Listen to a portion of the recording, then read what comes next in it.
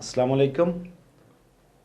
Indian news की तरफ से मैं आपका होस्ट डॉक्टर अहमद।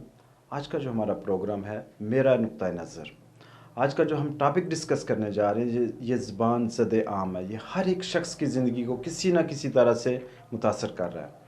ये इतना इम्पॉर्टेंट टॉपिक है कि इसके लिए मैंने अपने दोस्त, अपने फ्रेंड डॉक्टर रिजवान अली राना साहब को ज़हमत दी। उन्होंने अपना कीमती वक्त निकाला और वो आज ईडीएन स्टूडियो में तशरीफ़ लाए हैं। डॉक्टर रिजवान अली राना साहब के बारे में मैं अपने व्यूअर्स को बताता चलूँ कि डॉक्टर रिजवान अली राना साहब नाक कान गले के स्पेशलिस्ट हैं। इन्होंने अपनी जो ट्रेनिंग है वो CMH सियालकोट से मुकम्मल की है। इसके अलावा इन्होंने यूरोप से MD भी किया हुआ है। डॉक्टर साहब, बहुत बहुत शुक्रिया, आपने अपना कीमती वक्त निकाला और आप इस इंडियन न्यूज़ पर तशरीफ़ लाए। मैं आपको अपने शो में वेलकम करता हूँ। कैसे हैं आप? ठीक हैं? अल्हम्दुलिल्लाह, थैंक यू सो मच कि सर आपने मुझे इस प्रोग्राम में इनवाइट किया और मैं बिलखुसूस एडीएन न्यूज़ का भी शुक्रिया अदा करता हूँ कि जो पब्लिक अवेयरनेस के लिए इस तरह के प्रोग्राम हमेशा से कर रहे हैं और एक बहुत ही अच्छा इनिशिएटिव है उनका पब्लिक के लिए। Thank you so much. Programme का नाम कोरोना, और कोरोना क्या ये एक वबा है कि यहाँ एक अफवाह है, इसके बारे में आज आपको क्लियर कट मैसेज मिलेगा। और आज का प्रोग्राम देखने के बाद आपके जहनों में, आपके दिलों में, आपकी फैमिलीज़ में, आपकी सोसाइटी में कोई किसी तरह का बहाम नहीं रहेगा कि कोरोना एक्चुअली है क्या। जी डॉक्टर साहब, कोरोना के बारे में हमें बताइए, हमारे नाजरीन को जो इतना ज़्यादा बहाम है इसको आज आपने शार्ट और स्पेसिफिकली बताना है ताकि किसी तरह की जो ना एम्बिग्यूटी अभाम ना रहे। ठीक है सर, मैं कोरोना के बारे में जितनी भी मालूमात अपनी पब्लिक को दूंगा वो मैं एक लेमैन लैंग्वेज जो होती है आम लोगों की ज़ुबान में बताना चाहूँगा ताकि सब लोग उसको अंडरस्टैंड कर सकें। बहुत शुक्रिया। मैं जी जी कोशिश करूँगा कि कम से कम मेडिकल टर्मिनोलॉजी इस्तेमाल की जाए जी जी। इस दौरान। जो कोरोना है वो एक पेंडेमिक है, एक वबा है, जो आलमी वबा जिसको कहा जाता है कि ये पूरी दुनिया के अंदर पाया जाता है, ना कि सिर्फ पाकिस्तान के अंदर। अगर ये पाकिस्तान की हद तक होता तो हम इसको समझ सकते थे कि ये अफवाह है। बहुत से लोग यूरोप में, अमेरिका में और पाकिस्तान में इसकी वजह से अपनी जान के से हाथ धो चुके हैं। जी इस जी। वजह से इसको इतना ज़्यादा इजी ना लिया जाए। इसके बारे में लोगों को सोचना चाहिए कि पाकिस्तान की गवर्नमेंट और दुनिया की जो सुपर पावर्स और इस तरह की गवर्नमेंट्स हैं वो जो इनिशिएटिव ले रही हैं कोरोना के मुतालिक, तो वो वाकई ही ये एक वबा है। जी, बहुत शुक्रिया डॉक्टर साहब। नाजरीन, आपने सुना कि कोरोना एक रियलिटी है, ये एक अफवाह नहीं है। इसके बारे में जो मुख्तलिफ कंस्पिरेसी थ्योरीज जो मशहूर की गई हैं उनके ऊपर कानना दरिए, और जो इसके बारे में प्रिकॉशंस डॉक्टर साहब बताएंगे, और गवर्नमेंट भी इसके बारे में बहुत एफर्ट्स कर रही है, उसको सीरियसली लीजिए। जी डॉक्टर साहब, काइंडली ये बताइए कि अब सवाल पैदा होता है कि ये नज़ला ज़ुकाम जो आम हर साल नज़ला ज़ुकाम हम सब उसमें से गुजरते हैं, खासकर बूढ़े लोग, बच्चे, उसमें और कोरोना की जो जो वबा है इसमें क्या फ़र्क है? कैसे हम इसको जो ना वो डिफ्रेंशिएट करेंगे? डॉक्टर साहब, आपने बहुत ही बेहतरीन क्वेश्चन पूछा है और ये पब्लिक को इस बारे में पता होना चाहिए। और बड़ा सिंपल सा क्वेश्चन है और इसको लोग जो कोरोना को भी आजकल के जो पीरियड चल रहा है उसको भी नज़ला ज़ुकाम समझ लेते हैं। नज़ला ज़ुकाम और जो कोरोना है उसके अंदर कोई ज़्यादा डिफरेंस नहीं है, दोनों की इलामात बिल्कुल सिमिलर हैं। दोनों के अंदर नज़ला भी होता है, ज़ुकाम भी होता है, खांसी होती है और गले का कंजेशन या दर्द जिसको कह सकते हैं, या कोई इरिटेशन होती है गले के अंदर। और जो छोटा सा इसके अंदर डिफरेंस है दोनों डिजीज़ के अंदर वो ये है कि जो आम फ्लू होता है या नज़ला ज़ुकाम होता है उसमें इतना कोई हाई ग्रेड फीवर नहीं होता, इतना तेज़ बुखार नहीं होता। जो कोरोना है उसके अंदर एक तो शदीद टाइप का आपको बुखार होगा, हाई ग्रेड फीवर होगा और बॉडी एक्स बहुत ज़्यादा होती हैं। आपका जिस्म आपको महसूस हो रहा होगा जैसे टूट रहा है। और दूसरा जो होता है कि इसकी अर्ली स्टेज के दौरान ही आपको सूंघने की सलाहियत चली जाती है और चखने की सलाहियत चली जाती है, जबकि जो फ्लू होता है उसके अंदर एक तो हाई ग्रेड फीवर नहीं होता, ठीक है, उसके अंदर आप लाइट सा बॉडी एक्स महसूस कर रहे होते हैं, लाइट सा टेम्परेचर फील कर रहे होते हैं, लेकिन वो इतना हाई ग्रेड नहीं होता कि जिसकी वजह से आप अपने काम काज को भी छोड़ दें बिल्कुल ही। और दूसरा उसके अंदर ये होता है कि उसके अंदर जो आपकी टेस्ट की जो हिस्स होती है, जो सूंघने की हिस्स होती है, वो अर्ली स्टेज पे नहीं जाती। अगर आपको फ्लू कोई लॉन्ग ड्यूरेशन से चल रहा है, कोई मोर देन 1 मंथ से आपको फ्लू है, तो हो सकता है उस दौरान आपकी स्मेल और टेस्ट चली जाए। लेकिन कोरोना के अंदर, कोरोना के केस में ये बहुत अर्ली स्टेज पे within 1 week, within few days के अंदर ही आपकी स्मेल और टेस्ट लॉस हो जाते हैं, जिससे आप डिफ्रेंशिएट कर सकते हैं इजीली। जी डॉक्टर साहब, बहुत शुक्रिया। काइंडली इसके अलावा क्विकली इसी के साथ रिलेटेड और कौन सी अलामत हो जाती हैं जिसकी वजह से मुझे आम आदमी को डॉक्टर की तरफ रुजू करना चाहिए? एक तो आपने बताया कि बुखार बहुत तेज़ हो सकता है, जिसमें बहुत शदीद दर्द हो सकती है, जो हमारे सूंघने की जो सलाहियत है उसमें जो ना कमी आ सकती है। इसके अलावा और कौन सी अलामत है और क्या ये बगैर अलामत के भी लोगों में मौजूद हो सकता है? बिल्कुल, बहुत ही बेहतरीन क्वेश्चन किया है। देखें, इसकी जो एक सबसे सीरियस कॉम्प्लिकेशन है, जो सबसे सीरियस अलामात हैं, जो कुछ परसेंट पॉपुलेशन के अंदर पाई जाती है, जिसको 0.1% कह सकते हैं या 10 पॉइंट कुछ ही मिनिमम लोगों के अंदर जो इलामात देखी गई हैं, वो ये है कि रेस्पिरेटरी ट्रैक, जो हमारा सांस की जो नाली हैं, फेफड़ों को जब ये इन्वॉल्व कर लेता है तो आपको सांस लेने के अंदर परेशानी होनी शुरू हो जाती है, ठीक है। जो आम फ्लू के अंदर नहीं होती। आम जी, फ्लू के अंदर कफ जरूर होती है आपको, ठीक है, लेकिन उसके अंदर सांस लेने के अंदर आपको प्रॉब्लम दुश्वारी होती नहीं है। होती। जी, जी। जब आपको सांस लेने के अंदर दुश्वारी पेश आना शुरू हो जाए तो आप एक डॉक्टर को या किसी हॉस्पिटल को आप अपने फ़ौरन रुजू करना रुजू चाहिए। करना चाहिए आपको। जी डॉक्टर साहब, बहुत शुक्रिया। डॉक्टर साहब, ये काइंडली बताइए कि ये अगर किसी के जिस्म के अंदर कोरोना वायरस आ गया तो वो कितनी देर तक जिस्म के अंदर मौजूद रह सकता है?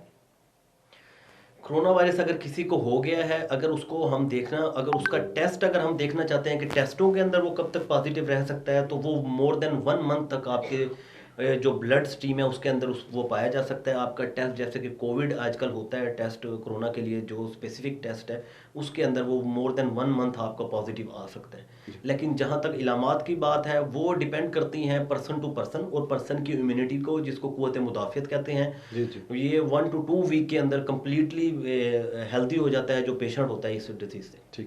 डॉक्टर साहब, काइंडली ये भी इसके साथ रिलेटेड एक क्वेश्चन है कि एक आदमी जिसको शक है कि उसको कोरोना है तो वो कौन सा टेस्ट करवाए? क्या वो पीसीआर करवाए या एंटीबॉडीज करवाए और कब उसको ये टेस्ट करवाना चाहिए? आपको बहुत ज़बरदस्त क्वेश्चन किया आपने। देखिए, ये जो है, अगर किसी को लगता है कि इनिशियल स्टेज पे ही, मैं तो एक एज ए डॉक्टर जो अपनी ऑडियंस, जो मेरी और व्यूवर्स देख रहे हैं इस प्रोग्राम को, उनको एडवाइस ये करना चाहूँगा कि आप इनिशियल स्टेज पे ही अगर आपको सिंपल फ्लू वगैरह है और उसमें आपको बॉडी एक्स महसूस हो रहे हैं और हाई ग्रेड टेम्परेचर या फीवर महसूस हो रहा है, तो आप अपना टेस्ट करवाएं। आप बहुत सी लेबॉर्ट्रीज पाकिस्तान में हैं जो ये टेस्ट कर रही हैं, मैं किसी का स्पेसिफिक नाम नहीं लेना चाहता, जी, जी, क्योंकि बिल्कुल। उससे ये हो सकता है कि आप डिफ्रेंशिएट कर सकते हैं आपको आम फ्लू है या आपको कोविड हुआ हुआ जी, है। जी। उससे एक तो आपको अपना फ़ायदा है, आपको पता चल जाएगा, और दूसरा इससे जो पब्लिक है, जनरल पब्लिक का भी फ़ायदा है। आपके घर में जो आपके पेरेंट्स हैं और बच्चे हैं, उनको भी आप, क्योंकि अगर आपको डायग्नोज हो जाता है तो आप आइसोलेट कर सकते हैं अपने आप को। अगर आपकी कोई वालदा है, वालिद है जिनको डायबिटिक है, हाइपरटेंसिव है या कोई और इश्यूज़ है, तो आप उनसे दूर रह के उनकी भी सेफ्टी होगी इसके, आपकी सेफ्टी के साथ साथ। इसलिए कोई सिंपल, अगर आपको लगता है कि आपको कोई इस तरह की लामात आ रहे, तो आप फर्स्ट जाके लेबॉर्ट्री में जाए, और उसका जो स्पेसिफिक टेस्ट है वो पीसीआर है। जी, बहुत शुक्रिया डॉक्टर साहब। डॉक्टर साहब, इसी के साथ अब क्वेश्चन ये पैदा होता है, सवाल ये पैदा होता है कि अगर किसी को हल्की अलामत हैं और उसको जो ना पीसीआर में पॉजिटिव आ गया, तो क्या वो घर में आइसोलेट होकर अपना इलाज कर सकते हैं कि या हॉस्पिटल में एडमिशन ज़रूरी है? देखिए, ये जो कोरोना का जो एक बीमारी है या ये जो वायरस है, ये डिफरेंट पीपल्स में डिफरेंट तरह से अपनी इलामात शो करता है, जी, जी। और इसका जो बीमारी की सेवेरिटी होती है वो भी डिफरेंट लोगों में डिफरेंट होती है। तो आपकी जो बीमारी है उसकी सेवेरिटी के ऊपर डिपेंड करता है कि कितनी सवेयर है। अगर आपको सिंपल फीवर है और सोर थ्रोट है, जिसको गले में खराश या गले की जकड़न कह सकते हैं, नज़ला ज़ुकाम है, तो आप घर पे रह के इसकी ट्रीटमेंट कर सकते हैं। ठीक है, उसके अंदर जो आपकी सिम्प्टोमेटिक ट्रीटमेंट होती है, जिसमें एंटीबायोटिक्स हो सकती हैं, मल्टीविटामिन्स हो सकती हैं, और बुखार के लिए एंटीपायरेटिक्स हो सकती हैं, इस तरह की, और अच्छी डाइट हो सकती है, और अपने आप को आइसोलेट करके आप कर सकते हैं। हाँ, जब अगर आपको महसूस हो कि आपको सांस लेने में किसी किस्म की दुश्वारी हो रही है और बुखार इतना शदीद है कि आपका बुखार आपको बहुत ही कमज़ोर करता जा रहा हो, आपके चलने फिरने में मसला हो रहा है, तो फिर आपको अपना डॉक्टर के पास रुजू करना चाहिए और किसी हॉस्पिटल में रुजू करना चाहिए। जी डॉक्टर साहब, बहुत शुक्रिया। तो नाजरीन, आपने सुना, आपने देखा, डॉक्टर साहब कह रहे हैं कि अगर आपको हल्की फुल्की अलामत हैं तो उसके लिए आपका हॉस्पिटल में जाना ज़रूरी नहीं है, आप डॉक्टर को मिल सकते हैं, लेकिन आप घर में या आइसोलेट रहकर जो भी आपको अलामत हैं उनका अलामती इलाज कर सकते हैं। जिस तरह डॉक्टर साहब ने कहा, अगर बुखार है तो बुखार के लिए पैरासीटामोल आप ले सकते हैं, अगर गला ख़राब है तो उसके लिए आप स्टेप्सिल्स यूज़ कर सकते हैं, या फिर जो ना गरारे जिसको कहते हैं वो कर सकते हैं, स्टीम ले सकते हैं, आइसोलेट अपने आप को घर में कर ले, और अपना जो ना वो इलाज जो भी सिम्प्टोमेटिक है वो जारी रखें। डॉक्टर साहब, ये तो बहुत अच्छी बात आपने बताई हमारे व्यूअर्स को कि वो छोटी मोटी इलामात के साथ, हल्की इलामात के साथ वो घर में भी इलाज कर सकते हैं। कारण ये बताइए कि फिर पेशेंट को कब जो ना हॉस्पिटल एडमिशन की ज़रूरत पड़ती है? आपने थोड़ा सा इसको टच किया, तो थोड़ा सा इसको एलेबोरेट कर लीजिए ना। अच्छा, हॉस्पिटल तब जाना चाहिए कि या तो आपकी एज उस तरह की है कि जी जी। ओवर एज हैं, आप मोर देन 60 हैं, मोर देन 50 ईयर ओल्ड हैं, और उसके साथ साथ आपको कोई साथ में कोई डिजीज़ ऑलरेडी आप कैरी कर रहे हैं, जिसमें डायबिटीज़ है, हाइपरटेंसिव है, स्ट्रोक है, या कोई कार्डिक इश्यूज़ हैं, जी जी। और उसके साथ आपको सांस की दुश्वारी पेश आ रही है, या हाई ग्रेड फीवर है, या डायरिया हो गया उसके साथ आपको, जो अनकंट्रोल्ड हो गया और आप घर में ट्राई कर रहे हैं 1-2 दिन से नहीं ठीक हो पा रहा, तो फिर आपको हॉस्पिटल जाना चाहिए और वहाँ पे एडमिशन करवाना चाहिए, ताकि आपकी प्रॉपर इन्वेस्टिगेशन हो सके और प्रॉपर आपको वहाँ पे एक सुपरविजन और एक आपको ट्रीटमेंट मिल सके वहाँ पे। जी डॉक्टर साहब, बहुत शुक्रिया। डॉक्टर साहब, एक और सवाल जो ना, काइंडली ये बताइए हमारे व्यूअर्स को कि बच्चों में भी क्या ये उसी तरह हो सकता है जिस तरह बड़ों में या बूढ़ों में होता है? क्या इसमें कोई है डिफरेंशिएशन के बच्चों में नहीं हो रहा या बड़ों में ज़्यादा हो रहा है? जी बिल्कुल, इसके अंदर बड़ी रिसर्च आई हैं, पब्लिश भी हुई हैं जो रिसर्च, उनके अंदर अभी तक बच्चों के अंदर ये इन्फेक्शन पाया गया, लेकिन बहुत ही 0.8% चिल्ड्रन इससे इफेक्ट हुए हैं डिजीज से, और जिनमें कुछ की मोर्टेलिटी भी हुई है बच्चों की, लेकिन एज कम्पेयर टू एल्डर या जो भी ओल्ड पेशेंट है, उनकी निस्बत ये बच्चों के अंदर बहुत ही कम ये डिजीज देखने में आई है। बहुत शुक्रिया डॉक्टर साहब। डॉक्टर साहब, ये बताइए हमारे व्यूअर्स को कि क्या ये पेशाब और खाने के ज़रिए फैल सकता है? यूजुअली तो हमें यही कहा जाता है कि खांसी और एक दूसरे से ये फैल सकता है जो ना, लेकिन क्या पेशाब और खाने के ज़रिए भी ये फैल सकता है? अभी तक जो रिसर्च हुई है ना, जो भी रिसर्च पब्लिश हुई है, जो भी आई है, उसके अंदर ये बताया गया कि जो इसके जो वायरसेस हैं, ये आपके फीसेस और यूरिन के अंदर पाए जाते हैं कोविड का, ड्यूरिंग जब आप इन्फेक्टेड होते हैं, लेकिन उसके थ्रू ये आपको ट्रांसमिट नहीं होता, अदरवाइज कि आप अपना हैंड अच्छे तरीके से सैनिटाइज ना करें, उनको वॉश ना करें, आपने कोई अपना वॉशरूम इस्तेमाल किया और उसके बाद आपने हैंड सैनिटाइज ना किए, प्रॉपर वॉश ना किए, और वो जाके आपने अपने सरफेस जो फेस एरियाज हैं, आईज, नोज या थ्रोट को टच किया या लिप्स को टच किया, तो उससे फिर आपको हो सकता है, अदरवाइज ऐसे नहीं होता। बहुत शुक्रिया डॉक्टर साहब। डॉक्टर साहब, इसी के साथ रिलेटेड, क्या सिगरेट नोशी से ये जब आदमी स्मोक करके जो ना एक्सहेल कर रहे होते हैं, जो धुआं निकाल रहे होते हैं, क्या इससे ये फैल सकता है? जो मैं रिसर्च बेस्ड बात करूंगा, जो भी जी बात जी। करूंगा, मैं अपनी तरफ से कोई बात नहीं करना चाहूँगा। तो जो अभी तक इसके ऊपर जो रिसर्च हुई है कि जो सिगरेट स्मोकर्स हैं, जो लोग, उनके ये स्मोकिंग से इसके फैलने के चांसेस बिल्कुल हैं। जो वो स्मोकिंग करते हैं तो वो जब धुआं निकालते हैं, तो उससे कुछ लोगों को अगर कोई कफ है, कोई इस तरह का इशू चल रहा है उस वक्त, तो वो कफ के दौरान उनके ड्रॉपलेट्स होते हैं, जो स्लाइवा ड्रॉपलेट्स होते हैं, वो हवा में जाते हैं, तो उसकी वजह से जो सराउंडिंग में पीपल्स होते हैं, एक रूम में बैठे हुए हैं या कोई पब्लिक गैदरिंग है उस जगह पे हैं, तो इस तरीके से भी फैल सकता है। और ख़ास तौर पे जो लोग शीशा वगैरह होता है, जो आजकल सोसाइटी में बहुत आम है, आप समझते हैं, जी जी, या बिल्कुल हुक्का जो देहातों में और जो गांव में इस्तेमाल होता है, उससे बहुत ज़्यादा तेज़ी से फैल सकता है, क्योंकि वो एक ही उसकी नोज़ल होती है, जो उसको पीते हैं, जिसे कश लगाते हैं, तो उसकी वजह से ये हो सकता है। इसी के साथ रिलेटेड डॉक्टर साहब, अगर कोई औरत अपने बच्चे को दूध पिला रही है, क्या उससे ये वायरस बच्चे को ट्रांसफ़र हो सकता है, बच्चे में मुंतकिल हो सकता है? आपने बहुत ही बेहतरीन क्वेश्चन किया है ये। अच्छा, इसका जवाब कुछ इस तरह से है कि जो ये ब्रेस्ट फीड के से जो मिल्क है, उसके थ्रू तो ट्रांसमिट नहीं होता, या उसके थ्रू तो बच्चे के अंदर नहीं जाता ये वायरस जो होता है। जी जी। लेकिन ड्यूरिंग फीडिंग, जब आप बच्चे को अपनी गोद में रखा होता है, तो आप अगर इन्फेक्टेड हैं और आपको एसिम्टोमेटिक हैं कि अलामात नहीं आ रही उस दौरान आपको, और अगर अलामात आ रही हैं, तो अगर आप स्नीज करेंगे, छींकेंगे, और वो छींक के जो ड्रॉपलेट्स हैं बच्चों के ऊपर जाते हैं, या अपने हाथ से आपने अपना नोज साफ किया, थ्रोट को टच किया, और वही आप बच्चों को टच करें, तो उस सूरत में ये बच्चों में फैल सकता है। अदरवाइज कोई फीडिंग के साथ नहीं होता। तो मेरी तो एडवाइस यही है, जो मदर्स हैं जो अपने बच्चों को फीड करवा रही हैं, तो वो ड्यूरिंग फीड अगर उनको कोई नज़ला ज़ुकाम है, खांसी है, गले में कोई पेन वगैरह महसूस हो, तो वो मास्क इसका इस्तेमाल करें, तो उससे ताकि आपका बच्चे की प्रोटेक्शन हो सके। डॉक्टर साहब, बहुत शुक्रिया। डॉक्टर साहब, एक और क्वेश्चन, मौसम का इस वायरस के साथ क्या ताल्लुक है? क्या सर्द इलाकों में ये वायरस ज़्यादा पाया जाता है और लोगों को मुतासर करता है, कि या गर्म इलाकों में, या मौसम के साथ इसका कोई ताल्लुक नहीं है?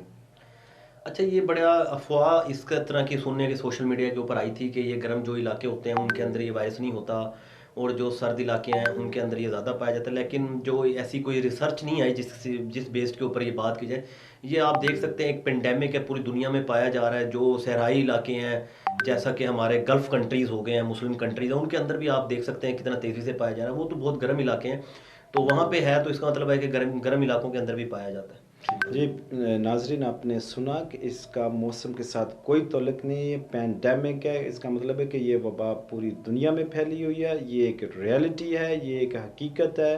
तो इससे बचाव की जो तदाबीर है वो हम बहुत जल्दी आपको बताएंगे। ये इसको तशख़ीस किस तरह करना है, फिर हमने इलाज इस तरह किस तरह करना, इसकी भी हमने जो ना प्रिवेंशन किस तरह करनी है, फिर इसकी वैक्सीन के बारे में अभी बताना है। डॉक्टर साहब, ब्रेक पर जाने से पहले मैं एक और क्वेश्चन आपसे करना चाहता हूँ। क्या अगर किसी मर्द या औरत या किसी भी शख्स को एक दफ़ा कोरोना हो जाता है, वो रिकवर कर जाता है, क्या दोबारा होने के चांसेस हैं? देखिए, ये भी एक अच्छा जेन्युइन क्वेश्चन किया आपने कि जिसको एक मर्तबा जो पेशेंट इन्फेक्टेड हो चुका है कोरोना से, बहुत ही कम चांसेस है रिएक्शन के, कोई इस तरह के दोबारा से री-इन्फेक्शन जो किसी को नहीं हुआ अभी तक, इस तरह के कोई केसेस वगैरह प्रेजेंट नहीं हुए। हाँ, हो सकता है कि कोरोना वायरस की जो है इसकी भी टाइप्स डिफरेंट्स हैं, कि मुख्तलिफ कंट्रीज़ के अंदर मुख्तलिफ जीनोटाइप्स या टाइप्स का वायरस पाया जाता है। तो हो सकता है कि दूसरे टाइप का जो वायरस है जो आप किसी और कंट्री से कैरी कर सकते हैं, तो उसके आपको इन्फेक्शन हो सकता है। डॉक्टर साहब, थैंक यू सो मच, बहुत बहुत शुक्रिया। बहुत अच्छी आपने हमारे व्यूअर्स को, हमारे देखने वालों को, हमारे सुनने वालों को आपने इंतहाई मुफीद जो ना मालूमात मुहैया की हैं। बहुत बहुत शुक्रिया। कहीं ना जाइएगा, मिलते हैं एक ब्रेक के बाद।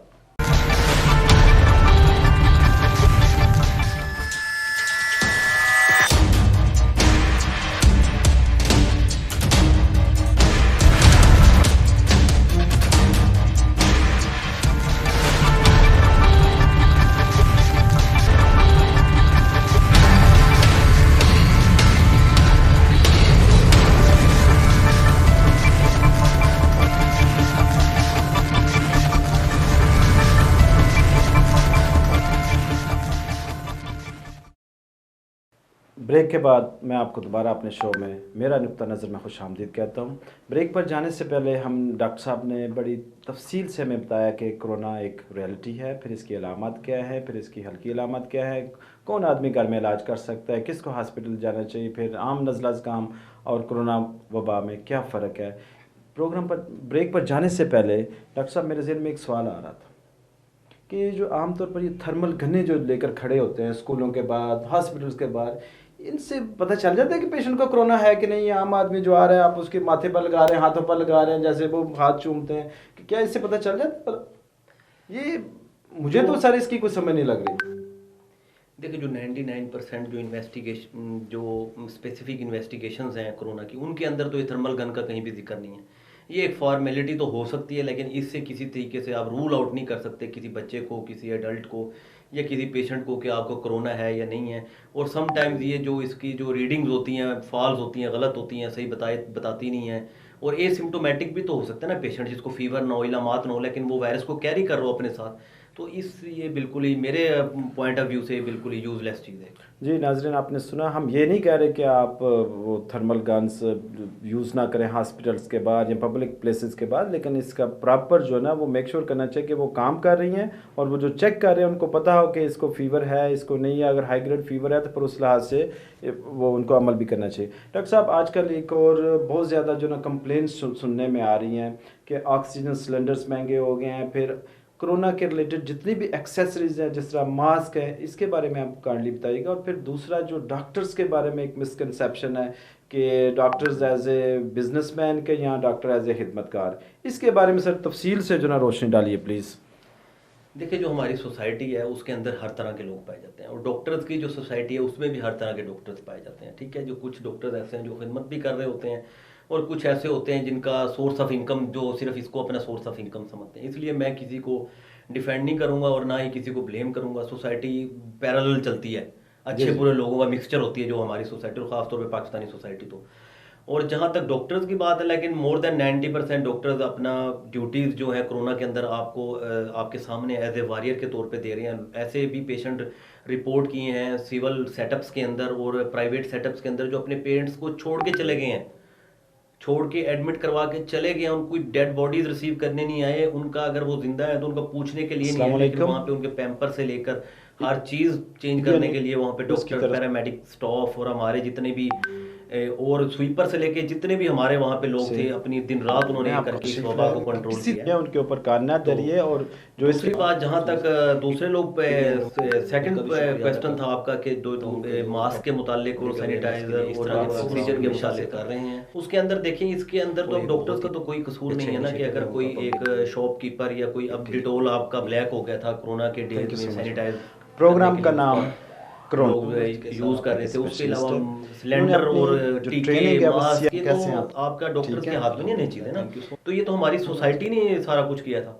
तो जी इस डॉक्टर साहब, आपने बहुत अच्छी तरह से इसको एलेबोरेट किया है कि ये जो डॉक्टर्स तो अपनी मेजॉरिटी डॉक्टर्स तो अपनी खिदमत अंजाम दे रहे थे और मैं उनको सलूट पेश करता हूँ। मैं खुद कोरोना की वबा जब पीक पर थी तो मैंने छुट्टियाँ नहीं ली थी, मैं भागा नहीं था, अल्हम्दुलिल्लाह अल्हम्दुलिल्लाह। और भी मेरे दूसरे कोलीग्स जो ना, हम अल्लाह के फजल करम से डटे रहे और अपनी खिदमत उसी पहले वाले जितने हम पे ले रहे थे उसी के ऊपर हम अंजाम देते रहे और हम आइंदा भी यही करते रहे। अब भी वबा आई है, हम अल्हम्दुलिल्लाह अल्हम्दुलिल्लाह अपनी ड्यूटीज़ अंजाम दे रहे हैं। इसमें एडमिनिस्ट्रेशन का आ जाता है कि वो मेक श्योर करे कि सिलेंडर ज़्यादा महंगे ना हो। आम आदमी अगर अल्लाह ना करे उसको कोरोना हो जाए तो उसके लिए अवेलेबल होगा, अगर उन्होंने घर में रहकर ट्रीटमेंट करना है या कहीं छोटे से हॉस्पिटल में रहकर ट्रीटमेंट करना है तो ऑक्सीजन अवेलेबल हो, मास्क अवेलेबल हो, सैनिटाइजर्स अवेलेबल हो। तो कहने का मतलब ये है कि जो भी हमारे रिलेटेड डॉक्टर्स के रिलेटेड जो है ना वो जिम्मेदारी है, डॉक्टर्स उनको बखूबी अंजाम दे रहे हैं। कुछ जो नहीं दे रहे वो एडमिनिस्ट्रेशन का काम है कि वो मेक श्योर करे कि वो अपनी ड्यूटीज़ प्रॉपरली अंजाम दें। डॉक्टर साहब, और सॉरी, मैं जी, एक और चीज़ फरमाइए। ऐड ऑन करना चाहूँगा सर इसके अंदर, जी। और कितनी हमारी पैरामेडिक्स हैं और कितने हमारे डॉक्टर्स हैं जिन्होंने इस वबा के दौरान जामे शहादत नोश किया, अपनी जानों के बिल्कुल नजराने सर। पेश किए हैं। बड़े यंग लोग थे डॉक्टर्स बेचारे, जिनका बिल्कुल बड़ा सही ब्राइट बात। फ्यूचर था, जो अपनी बिल्कुल सही फैमिलीज के चश्मो चराग थे, उनके लिए वो एक, बिल्कुल सही कह रहे हैं आप। उनकी फैमिली के लिए तो पूरी ज़िंदगी के लिए जो इतना बड़ा सदमा हुआ है, वो बिल्कुल सही हीरोज बात। थे वो अपनी फैमिलीज के। और एक आपको पता है जो पेरेंट्स होते हैं वो किस तरह अपने बच्चों को डॉक्टर्स बनाते हैं और उनके बिल्कुल क्या जिस तरह ड्रीम्स होते हैं, और सब लोगों ने मिलजुल कर, पूरी सोसाइटी ने इसके फाइट खिलाफ फाइट की है। मैं किसी को वो नहीं कहना चाह रहा, लेकिन डॉक्टर्स जो थे उन्होंने बढ़ चढ़ कर बेशक। इसके अंदर सबसे आगे फ्रंट लाइन वॉरियर के तौर पर काम किया। और हम सलूट पेश करते हैं तमाम डॉक्टर्स को, पैरामेडिकल स्टाफ को, नर्सेज को, हेल्थ केयर असिस्टेंट्स को, जो भी डायरेक्टली इनडायरेक्टली इसमें इन्वॉल्व थे। डॉक्टर साहब, अब आप क्विकली इसकी तशखीस के बारे में बताइए कि एक पेशेंट को शक है कि उसको जो ना वो कोरोना है, कौन से टेस्ट उन्हें क्विकली 1 2 3 उन्हें टेस्ट करने के पता चल जाएगा इसको इनको कोरोना है कि नहीं है? देखें, इसके जो डिफरेंट टेस्ट हैं कोरोना के लिए ना, वो आप करवा सकते हैं, लेकिन जो सबसे बेहतरीन टेस्ट है वो पीसीआर है। सिंगल वन टेस्ट पीसीआर है और बड़े मुनासिब प्राइस पे गवर्नमेंट हॉस्पिटल्स के अंदर भी हो रहा है, आज अवेलेबल है। इसलिए मुख्तलिफ टेस्टों के चक्रों में ना पड़े, वरना खून के बड़े टेस्ट हैं वो भी होते हैं इसके अंदर, लेकिन वो एक स्पेसिफिक नहीं है, वो एक उनकी कोई गारंटी नहीं है, उनको आप मेक श्योर नहीं कर सकते कि अगर ये आपका पॉजिटिव आ गया आपको कोरोना है नहीं। तो पीसीआर है, जो आपके नाक से या गले की रतूबतें होती हैं उनसे वो सैंपल लिया जाता है और वो किया जाता है, और सिंगल वन टेस्ट करवाएं बस। जी नाज़रीन, आपने सुना, अगर अल्लाह ना करे आपको शक है कि आपको कोरोना है तो आपने एक टेस्ट करवाना है, उसको पीसीआर कहते हैं। और डॉक्टर साहब, ये 100% इससे पता चल जाता है कि पेशेंट को कोरोना है कि नहीं है? देखिए, कोई भी टेस्ट हो दुनिया में, कोई भी आप किसी भी जगह पे हो, कोई भी टेस्ट करवा रहे हो, तो उसकी एक रेंज होती है स्पेसिफिक, कि वो कितने हद तक उसकी अथेंटिसिटी है। तो 100% तो नहीं कह सकते, लेकिन मोर देन 90% इसकी एक्यूरेसी है टेस्ट की, कि 90% लोगों के अंदर ये। फिर इसके अंदर मार्जिन ऑफ एरर जो होता है वो लेबॉर्ट्रीज का, टेक्निकल जो लोग होते हैं जो कर रहे होते हैं वहाँ पे, उनका भी वो रोल होता है कि वो किस तरीके से सैंपल ले रहे हैं, किस तरीके से वो उसको कैरी कर रहे हैं सैंपल्स को आगे। तो वो बड़ी चीज़ें मैटर करती हैं। किस्सा मुख्तसर कि अगर प्रॉपरली वो टेस्ट किया गया है तो इसमें तकरीबन 100% चांसेस है कि वो पता चल जाएगा कि पेशेंट को कोरोना है कि नहीं है। डॉक्टर साहब, कोरोना हो गया पेशेंट को, अल्लाह ताला हम सबको इससे महफूज रखे। आप उसके इलाज के बारे में क्या कहेंगे? आप जो है किस तरह उसका, लेट्स से कि पेशेंट हॉस्पिटल में है या घर में है, उसका इलाज किस तरह करेंगे? देखिए, जो भी इलाज है हॉस्पिटल में हो रहा है या घर पे हो रहा है, जिस जगह पे भी हो रहा है पेशेंट का इलाज, इसकी कोई ऐसी स्पेसिफिक जो होती है ख़ास तौर पे जो ट्रीटमेंट्स होती हैं वो तो है नहीं। इसकी सिम्टोमेटिक ट्रीटमेंट कहते हैं, जो इलामात को देख के दवाई दी जाती है कि कोई बुखार हो गया तो बुखार वाली गोली दे दी, छींक आ गई तो नज़ला ज़ुकाम हुआ तो उसकी गोली दे दी। इस तरह ही इसकी ट्रीटमेंट होती है। हॉस्पिटल मेरा मशवरा है वो लोग जाएं जिनको या तो कोई साथ में अपने पुरानी डिजीज़ कैरी कर रहे हों, या जो ओवर एज लोग हैं, या जिनको हाई ग्रेड फीवर है और 1 वीक से प्रोलॉन्ग हो चुका है, या उन लोगों को जिनको सांस लेने के अंदर दुश्वारी हो रही है। अदरवाइज जो माइल्ड सिम्टम्स वाले हैं, हल्का नज़ला ज़ुकाम है, बॉडी एक्स है, जिस्म के अंदर दर्द है, और वो अपना घर पे रह के मल्टीविटामिन, एंटीबायोटिक्स कोई मोहल्ले वाले डॉक्टर से, जो कोई अच्छा फिजिशियन हो उनसे आप ले सकते हैं, या किसी क्लिनिक से ले सकते हैं जो एमबीबीएस डॉक्टर होते हैं, और अपना घर में अच्छी डाइट रखें तो इंशाल्लाह ताला आप सेहतयाब हो जाएंगे। जी डॉक्टर साहब, बहुत शुक्रिया। डॉक्टर साहब, इसके बारे में, इसके इलाज में क्या कोई स्पेसिफिक, कोई ख़ास दवाई अभी तक को ईजाद हुई है कि जिस तरह मलेरिया में हम मलेरिया की वो जो दवाई देते हैं तो मलेरिया ठीक हो जाता है, क्या इसमें के बारे में अभी तक की जो हमारे पास जो डेटा अवेलेबल है, कोई स्पेसिफिक को ख़ास दवाई मार्केट में है कि नहीं है? नहीं, अभी तक मार्केट में तो जो एक जनरल पब्लिक है उसके लिए तो कोई इस तरह की मेडिसिन अवेलेबल नहीं है। लेकिन गवर्नमेंट ऑफ पाकिस्तान ने इनिशिएटिव लिया हुआ है कि जो वैक्सीन अभी चाइना से हमने मंगवाई है वो हमारे पैरामेडिक्स और मेडिक्स जो स्टाफ हैं उनको ऑलमोस्ट लग चुकी है। और अब पाकिस्तान के जो प्रेसिडेंट इमरान खान ने इनिशिएटिव लिया है कि मोर देन 60 ईयर ओल्ड जो भी हमारे बुज़ुर्ग हैं उनको अब वो लगना शुरू हो रही है वैक्सीन। तो इसका जो सिंगल वन जो ट्रीटमेंट है वो कह सकते हैं उसको, वो एक वैक्सीन ही है। अदरवाइज फिर जो ट्रीटमेंट है वो सारी सिम्टोमेटिक। बहुत शुक्रिया डॉक्टर साहब। खुराक, अक्सर पेशेंट्स पूछते हैं कि हम खाना क्या खाएं अगर किसी को कोरोना हो जाता है, तो इसका खुराक के बारे में ज़रा क्विकली बता दीजिए। अगर देखें, अगर आपको कोरोना हो गया उसके अंदर आपने सबसे पहले तो ऐसी डाइट लेनी है जो आपको कमज़ोरी ना होने दे। कोई भी डिजीज़ हो, कोरोना हो, आपको नज़ला ज़ुकाम हो, टाइफाइड हो, जब आपकी इम्यूनिटी कम हो जाती है तो वो जो बीमारी होती है आपके ऊपर ज़्यादा हैवी हो जाती है। इसलिए ऐसी डाइट लें जिससे आपकी जो जिस्मानी ताकत है वो बहाल रहे, जिसमें फ्रूट्स हैं, वेजिटेबल्स हैं, नट्स हैं, जिसमें हमारे इस तरह की मीट हो गया, रेड मीट वगैरह, जैसा गोश्त वगैरह, ऐसी चीज़ें लें, फ्रूट्स वगैरह लें तो इंशाल्लाह ताला आप बेहतर हो जाएगा। डॉक्टर साहब, इलाज की जब एक बात कर रहे थे तो मेरे जहन में एक क्वेश्चन पैदा होता है कि स्टीरॉइड्स का बड़ा शोर सुन रहे थे, जो हमारे क्वैक्स और डॉक्टर्स बड़ी खुशी से यूज़ कर रहे थे। इसका इसमें क्या रोल है कोरोना के ट्रीटमेंट में? देखिए, कोरोना की ट्रीटमेंट में इसके मल्टीपल, आप भी डॉक्टर हैं, आपको पता है कि स्टीरॉयड्स होते हैं, उसके मल्टीपल फंक्शंस हैं। स्टीरॉयड तो एक बड़ी जो कोवैक्स की आपको पता है फेवरेट ड्रग है हमारे माशरे के अंदर, अनफॉर्चुनेटली। लेकिन कोरोना के अंदर इसको इस वजह से दिया जाता है कि कोरोना एक, आपको पता है, रिस्पिरेटरी वायरस है जो आपकी सांस की नालियों की जाके सोजिश कर देता है, और जिससे आपको सांस लेने के अंदर बड़ी दुश्वारी हो जाती है। सिक्रीशन, रतूबतें बहुत ज़्यादा खारिज होने लग जाती हैं, जिससे सांस की जो नालियाँ सिकुड़ना शुरू हो जाती हैं। तो इसलिए स्टीरॉयड का एक रोल है उसके अंदर जो दिया जाता है। लेकिन इसकी जो डोज़ है वो एक स्पेसिफिक डोज़ है, और 1 to 7 डेज़ के तक आप दे सकते हैं, उसके बाद इसको ओमिट करवा दिया जाए। जी नाज़रीन, आपने सुना कि कोरोना एक रियलिटी है, ये कोई अफवाह नहीं है, ठीक है। आपने, डॉक्टर साहब ने बड़ी खूबसूरती से ये सारा कुछ आपको बताया है कि इसकी अलामत क्या हैं, किन लोगों को इनको इसके बारे में जो ना क्या क्या अलामत हो सकती हैं, और इससे सारे लोग इससे इफ़ेक्ट हो सकते हैं, बच्चे बहुत कम होते हैं। डॉक्टर साहब, क्विकली इसकी ज़रा प्रिवेंशन के बारे में ज़रा बता दीजिए, फिर हम इस प्रोग्राम को जो ना सम अप करेंगे। देखिए, प्रिवेंशन एज सच मैंने पहले भी मल्टीपल क्वेश्चन में इसका जवाब दे चुका हूँ मैं। इसकी जो प्रिवेंशन है वो तो यही है कि मैंने जैसे कि बताया कि हैंड सैनिटाइजिंग करते रहें प्रॉपर तरीके से, और दूसरा मास्क आप पहने, ठीक है, और सोशल डिस्टेंसिंग होती है, एक फासला बना के रखें, दूसरे लोगों के साथ जहाँ गैदरिंग है वहाँ पे ना जाएं।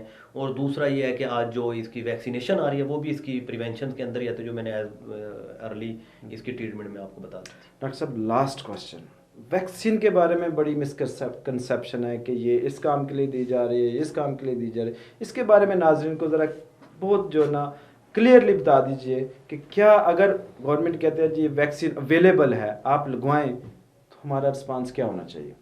देखिए, रिस्पांस के बारे में अगर बात करें तो वैक्सीन, देखिए, अगर लगवा रहे हैं तो हमारे कितने मिनिस्टर हैं गवर्नमेंट्स के वो भी लगवा चुके हैं, और कितनी हमारी जो हेल्थ केयर हैं, जो इसको निज़ाम को चला रहे हैं हेल्थ के, वो भी लगवा चुके हैं। तो मुझे नहीं लगता कि इस चीज़ की कोई सोचना चाहिए। और जो हम अगर अब दूसरे वेस्टर्न कंट्रीज़ को देखें तो वहाँ तो अभी जनरल पब्लिक के लिए भी वैक्सीन आ चुकी है जो वो लगवा रहे हैं वहाँ पे अवेलेबल। अनफॉर्चुनेटली हमारे कंट्री में अभी तक वो नहीं है जनरल पब्लिक के लिए, लेकिन कुछ टाइम तक इंशाल्लाह ताला आ जाएगी। तो उसका एज सच कोई साइड इफ़ेक्ट नहीं है, मेडिसिन उसकी जो वैक्सीन है, सॉरी वैक्सीन का कोई साइड इफ़ेक्ट नहीं है उसका। और जो भी मिथ्स हैं, सारी फॉल्स हैं उसके बारे में, तो आपको लगवानी चाहिए। और एज आई नो कि आप भी लगवा चुके हैं और मैं खुद भी अब कोरोना की वैक्सीन लगवा चुका हूँ CMS से। बहुत बहुत शुक्रिया डॉक्टर साहब। नाज़रीन, आपने सुना कि अगर वैक्सीन अवेलेबल होती है तो हम सबको वैक्सीन लगवानी चाहिए। इसके बारे में जो अफवाहें हैं उनके ऊपर काम ना धरें।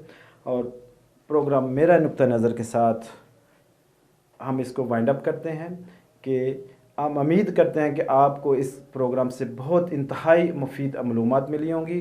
अगर आप इन पर अमल करेंगे तो इंशाल्लाह किसी तरह की आपको जो ना मॉर्बिडिटी नहीं होगी, किसी तरह की जो ना कॉम्प्लिकेशंस नहीं होंगे। और मैं दुआ करता हूँ अल्लाह सुब्हानहू व तआला से कि अल्लाह सुब्हानहू व तआला हम सबको अपनी हिफ्ज़-ए-ईमान में रखे। अस्सलाम वालेकुम व रहमतुल्लाहि व बरकातहू।